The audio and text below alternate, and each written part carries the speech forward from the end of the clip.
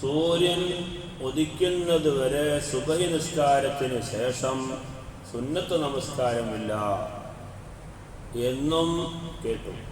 ഇതാണ് മൂന്നാമത്തെ കാര്യം. വലാ ബഅദൽ അസ്രി ഹത്താ തഗ്റുബ, അതുപോലെ അസർ നമസ്കാരത്തിന് ശേഷവും സൂര്യൻ അസ്തമിക്കുന്നത് വരെ നിസ്കാരമില്ല എന്ന് കേട്ടു. സുബഹി നിസ്കാരത്തിന് ശേഷം സൂര്യൻ ഉദിക്കുന്നത് വരെയും അസറിന് ശേഷം സൂര്യൻ അസ്തമിക്കുന്നത് വരെയും നിസ്കാരമില്ല എന്ന് പറഞ്ഞാൽ പിന്തിയ കാരണമുള്ള നിസ്കാരമില്ല. മുന്തിയ കാരണമുള്ള നിസ്കാരം നിർവഹിക്കുന്നതിൽ കുഴപ്പമില്ല. ഒരാൾ പള്ളിയിൽ 6 മണിക്കാണ് വാങ്ങുന്ന ഒരു മണി അല്ലെങ്കിൽ 6:30 മണിക്ക് 6:20 ഒരാൾ കയറി വന്നു. അയാൾ ഒന്നുണ്ടാക്കിയിട്ട് വരിക. പള്ളിയിൽ കയറി വരുമ്പോൾ അയാളെ സംബന്ധിച്ചിടത്തോളം ഇപ്പോൾ രണ്ട് സുന്നത്തുകൾക്ക് വകുപ്പുണ്ട്. ഒന്ന് പള്ളിയിൽ ഒന്നുണ്ടാക്കി എന്നതിൻ്റെ ഒരു സുന്നത്ത്, രണ്ടാമത് സുന്നത്ത് തഹിയ്യത്തിൻ്റെ ഒരു സുന്നത്ത്. അപ്പൊ ഇവിടെ എന്തിന്റെ പേരിലാണ് ഇപ്പോൾ സുന്നത്ത്? ഒന്ന് പള്ളിയിൽ കയറിയതിന്റെ പേരിൽ. അപ്പൊ പള്ളിയിൽ കയറുക എന്നുള്ളത് കഴിഞ്ഞു, കാരണം മുന്തി. ഒന്നുണ്ടാക്കുക എന്നതും മുന്തി. അങ്ങനത്തെ സുന്നത്ത് നിസ്കാരങ്ങൾ കുഴപ്പമില്ല,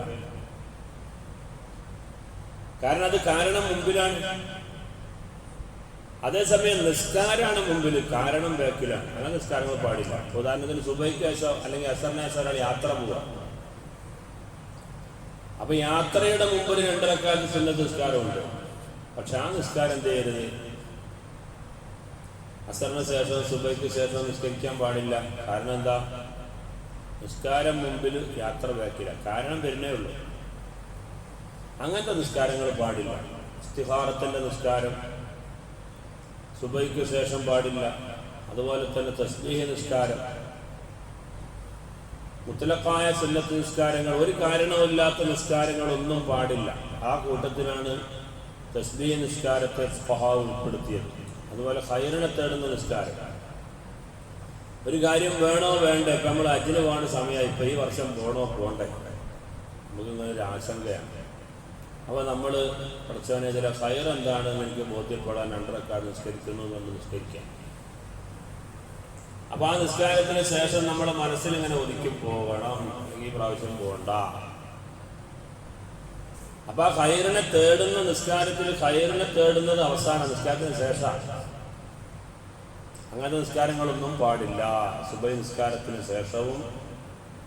അതേസമയം ഒരാൾ സുബഹിന് മുമ്പുള്ള സുന്നത്ത് നിസ്കരിച്ചിട്ടില്ല, അയാൾക്ക് ശേഷം നിസ്കരിച്ചൂടെ, ഒരു കുഴപ്പമില്ല. സുബഹിയുടെ സുന്നത്ത് നിസ്കരിച്ചാൽ ഇബ്നു ഹജർ റളിയല്ലാഹു അൻഹു തൗഫീഖ് പറഞ്ഞില്ലേ, സുബഹിയുടെ സുന്നത്ത് നിസ്കരിച്ചിട്ട് വലത്തെ ഭാഗത്തേക്കൊന്ന് ചെരിഞ്ഞു കിടക്കൽ സുന്നത്തുണ്ട് എന്നാണ്. വലത്തെ ഭാഗത്തേക്കൊന്ന് ചെരിഞ്ഞു കിടക്കൽ സുന്നത്താണ്. നബി സല്ലല്ലാഹു അലൈഹി വസല്ലം തങ്ങൾ അങ്ങനെ ചെയ്തിരുന്നു. ഈ കൈ ഇങ്ങനെ വെച്ചിട്ട് വലത്തെ ഭാഗത്തേക്കൊന്ന് ഇങ്ങനെ ചെരിഞ്ഞു കിടക്കൽ സുന്നത്തുണ്ട്. അപ്പൊ സുബഹിയുടെ മുമ്പുള്ള സുന്നത്ത് ഒരാൾക്ക് നിസ്കരിക്കാൻ സമയം കിട്ടിയില്ലെങ്കിൽ ശേഷം ഖളാ കൂട്ടുമ്പോൾ അപ്പോഴും ആ കിടത്തം പോലും നിർവഹിക്കൽ സുന്നത്തുണ്ട് എന്ന് ഫഖഹാ പറയുന്നു. അല്ലെങ്കിൽ ഒരാൾ ഇന്നലെ ഇശാ നിസ്കരിച്ചില്ല, അപ്പൊ സുബഹി നിസ്കാരത്തിന് ശേഷം അയാൾക്ക് നിർവഹിക്കണമെന്ന് തോന്നിയാൽ അത് നിർവഹിക്കാം.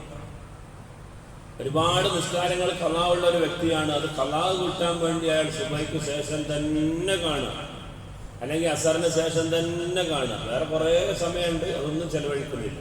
അത് ചെയ്യരുത്, കാരണം അത് ശറഅനോട് മത്സരിക്കലാണല്ലോ.